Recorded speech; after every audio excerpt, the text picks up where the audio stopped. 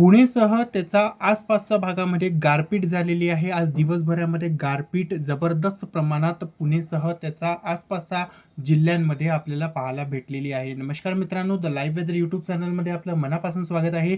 सध्याच्या काळामध्ये राज्यातील काही भागांमध्ये गारपिटीचे ढग आपल्याला पाहायला भेटत आहेत.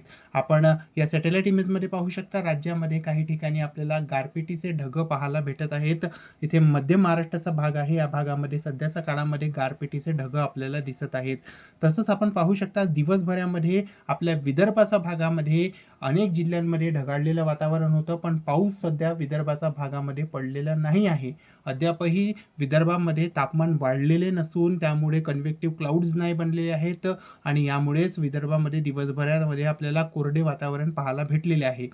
होऊ शकते रात्री उशिरा विदर्भाच्या भागामध्ये काही ठिकाणी वादळी वाऱ्यासह विजेच्या कडकडाटासह खास करून पश्चिम विदर्भामध्ये अकोला, बुलढाणा आणि वाशिम हे जे काही जिल्हे आहेत या भागामध्ये आपल्याला पाऊस पाहायला भेटो. नागपूर, भंडारा, गोंदिया, चंद्रपूर, गडचिरोली आणि वर्धा या जिल्ह्यांमध्ये सुद्धा रात्री उशिरा होऊ शकते की पावसाची शक्यता आपल्याला पाहायला भेटो. हे कन्व्हेक्टिव्ह क्लाउड्स 1 किंवा 2 तासांमध्ये तयार होऊन जातात आणि याच्यामुळे पाऊस निश्चितपणे येतो आणि यामुळे आपल्याला मॉइश्चर फ्लो ऑलरेडी आपल्या महाराष्ट्रामध्ये वाढलेला आहे आणि अशी शक्यता रात्री उशिरा आपल्याला पाहायला भेटू शकते. अशी शक्यता सध्या तरी आपल्याला दिसत आहे.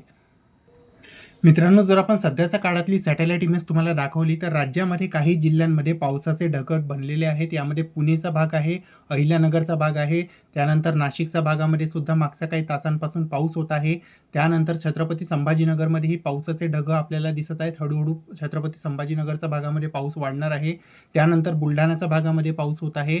तसंच आज रात्री उशिरा इकडे अकोला आणि अमरावतीच्या भागामध्ये सुद्धा पाऊस पाहायला भेटू शकते, अशी शक्यता आहे. इकडे जर आपण पूर्वी विदर्भामध्ये बघितलं, नागपूर, भंडारा, गोंदिया, चंद्रपूर, गडचिरोली, तर या भागामध्ये सध्या सकाळपासूनच ढगाळलेलं वातावरण दिसत आहे. सध्या या भागामध्ये पाऊस झालेला नाही आहे. तसंच सोलापूर आणि सातारा हे जे काही 2 जिल्हे आहेत या भागामध्ये सुद्धा पाऊस पाहायला भेटत आहे. तसंच आपण मागच्या